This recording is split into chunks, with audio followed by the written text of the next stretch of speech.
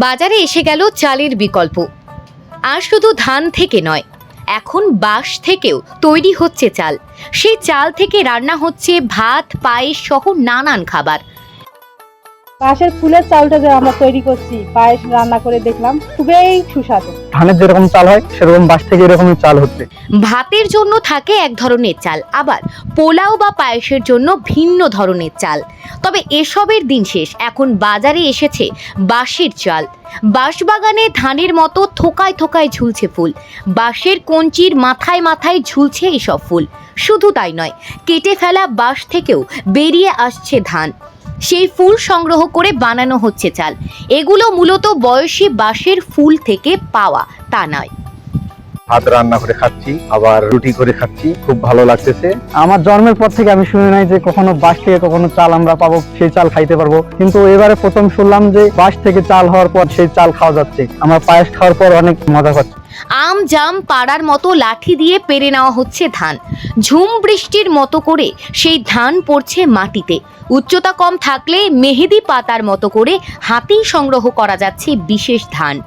মাটিতে পড়া এই ধান সংগ্রহের জন্য গামলা বা বালতি হাতে অধীর আগ্রহে দাঁড়িয়ে থাকেন বাড়ির ছোট থেকে বড় সকলেই।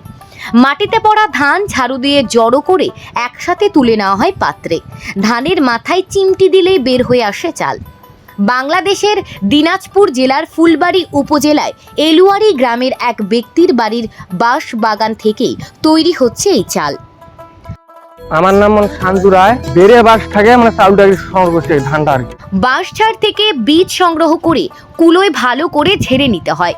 পরে তা পুকুর পাড়ে নিয়ে গিয়ে জলে ভালো করে ধুয়ে নিতে হয় কাদা মাটি। এরপর তা রোদে শুকিয়ে নেওয়া হয়। এরপর তা শুকিয়ে গেলে ধানের মতোই মিলে নিয়ে গিয়ে ভাঙিয়ে নিতে হয়। বাড়িতে নিয়ে আমার মা এটা ধার তো আর কি কুলায়, ধারার পর সে আবার এটা আমি পানিতে আর কি ধুই পুকুরে। ধোয়ার পর সেটা রোদে শুকিয়ে দেয় আর কি, নাড়িয়ে দেয়। দেওয়ার পর সেই ধানটা শুকানোর পর আমি মেলে ছাড়তে নিয়ে যাই, কুচতে নিয়ে যাই। নেওয়ার পর সেই চালটা আর কি বাগানো হয়। সেই চাল দিয়ে আমি মনে করো যে জীবন যাপন করতেছি আর কি। বাঁশের ধান থেকে চাল, আবার সেই চাল থেকে ভাত ও পায়েস খাওয়ার ধুম পড়েছে গ্রামে। শুনলাম যে আমার কাকু নাকি চাল উৎপাদন করতেছে বাঁশ থেকে। এটা শোনার পর তো আমি অবাক হয়ে গেছি যে বাঁশ থেকে কিরকম চাল উৎপাদন হয়। বাঁশের চালের চাহিদাও বেড়েছে পাড়া প্রতিবেশী ও গ্রামবাসীদের মধ্যে। 40 টাকা কিলো দরে এই চাল বিক্রি করছেন তিনি। এতে লাভ কম হলেও সংসার চলে যাচ্ছে তার। আমার অভাব সংসার, দিনানে দিন খাওয়া, এগুলো বিক্রি করার পর সংসার আমার মোটামুটি ভালো চলতেছে আর কি। মানুষের চাহিদা কঠিন, আমি চাউল দিতে পারতেছি না। 40 টাকা কেজি বিক্রি করতেছি, চাউল দিতে পারতেছি না। চাউল শেষ হয়ে গেছে, আবার আমি সংগ্রহ করতেছি। করার পর সেই চাউল আবার আমি সাফ করবো বা ধুবো বা শুকাবো, উঠাবো। তারপরে আমি ওনাকে দিব পাড়া প্রতিবেশীকে। গ্রামের বয়োজ্যেষ্ঠরা বলছেন, একসময় বাঁশের চাল থেকে রুটি বানিয়ে খাওয়া হতো। দীর্ঘ 50 থেকে 60 বছরে এলাকায় এমন ঘটনা আর ঘটেনি। হঠাৎ বেশ কয়েকদিন ধরে এই বাঁশবাগান থেকে ধান সংগ্রহ করে এনে চাল তৈরি হচ্ছে। আমি অনেক আগ থেকে শুনছি, যুদ্ধের পর থেকে বেড়ে বাঁশের চাল নাকি হয়। জীবনে দেখিনি চাষ, এটা বাস্তবে কয়েকদিন ধরে দেখতেছি। আজকে নিজে প্রমাণিত যে বেড়ে বাঁশের ফুল থেকে যে চাল হয়, আজকে নিজেই আমি খাইছি এই চালটা। এই মুহূর্তেই ঘটনা এলাকায় সাড়া ফেলেছে।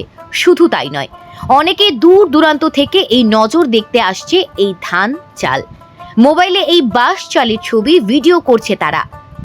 এখানে এক ছেলে শুনলাম যে বাঁশের ফুল সংগ্রহ করে সেখান থেকে চাল তৈরি করেছে। তো এইটা আগ্রহ নিয়ে আসলাম দেখার জন্য। পাশে এক বাড়িতে পায়েস পাক করেছে, আমি সেই পায়েসটা মুখে দিয়ে দেখলাম, অত্যন্ত সুস্বাদ। বিষয়টি বিরল হলেও এক প্রজাতির বাঁশ গাছ অনেক বয়স হয়ে গেলে এরকম ফুলের মতো বীজ বের হয়।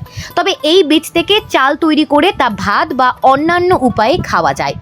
আবার এটি সাধারণত চালের তুলনায় পুষ্টিগত দিক থেকে অনেক ভালো বলে জানান কৃষি সম্প্রসারণ অধিদপ্তর। ধান এবং বাঁশ এরা একই পরিবারের উদ্ভিদ, তারা একই ধরনের দানা উৎপাদন করতে পারে। এই চালটা খাওয়ার উপযোগী এবং এখানকার যে পুষ্টিগুণ সেটা সাধারণ চালের চেয়ে কোনো অংশেই কম নয়। ব্যুরো রিপোর্ট, খবর শিলিগুড়ি।